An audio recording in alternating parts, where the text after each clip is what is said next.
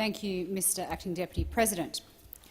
Last year, at Senate estimates, I asked Sport Australia, the nation's peak sporting body, if strength, stamina and physique are relevant attributes in rugby union and Australian rules football, cricket, hockey, tennis, athletics, golf, swimming, basketball and so on. It's not a difficult question.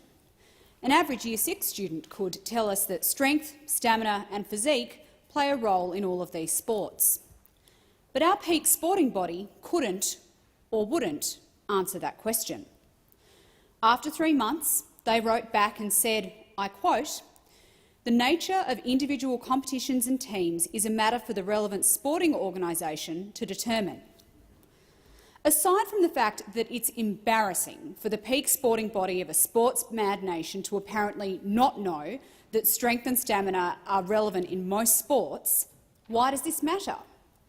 Because of Section 42 of the Sex Discrimination Act.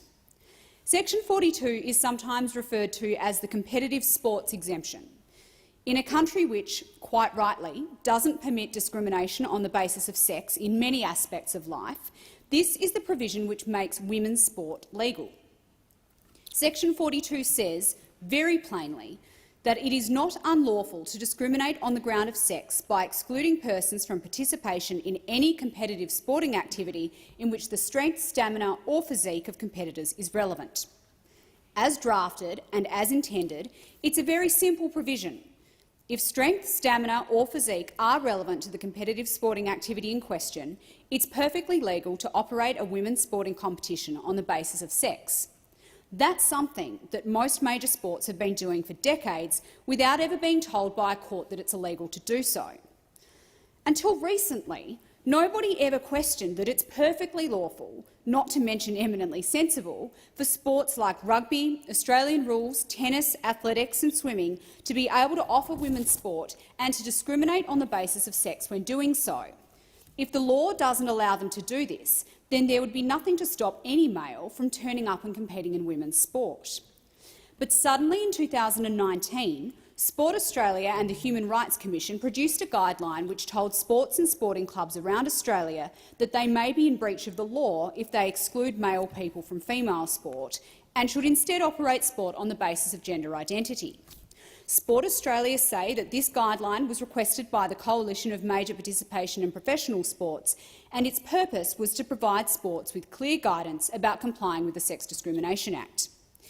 It does seem more than a little odd that Australia's largest and most wealthy sports, each of which no doubt have access to their own expert legal advisers, suddenly in 2019 decided that they didn't know if their women's competitions were allowed to operate on the basis of sex. Presumably there are people within each of these peak sporting bodies who understand that the purpose of women's sport is to provide sporting competition for women, acknowledging that males and females have different physiologies which lead to different capabilities on the sporting field.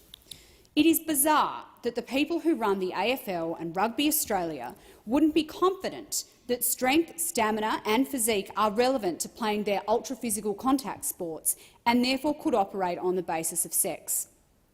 And it frankly defies belief that, having been asked to provide clear guidance on this, the best Sport Australia can offer is to say, as they did at the most recent set of Senate estimates, that they have no idea and it's up to the sports to figure that out. The result of this piece of professional ignorance is, of course, that if Sport Australia or Rugby Australia or the AFL admit that strength, stamina and physique are relevant in those sports, they would have to stop telling sporting clubs that they'll get sued if they exclude biological men from women's sport. But they don't want to do that. They've already decided that they'd prefer to receive plaudits from activists for being inclusive than uphold the purpose and integrity of women's sport, to let females play with and against other females.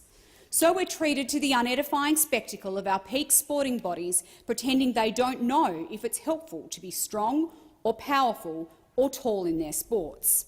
If these sports don't want to let females have their own competitions, then they should have the courage to say so. Don't hide behind a convoluted legal argument to pretend you have no choice. People around Australia see what you're doing, and we won't stand for it.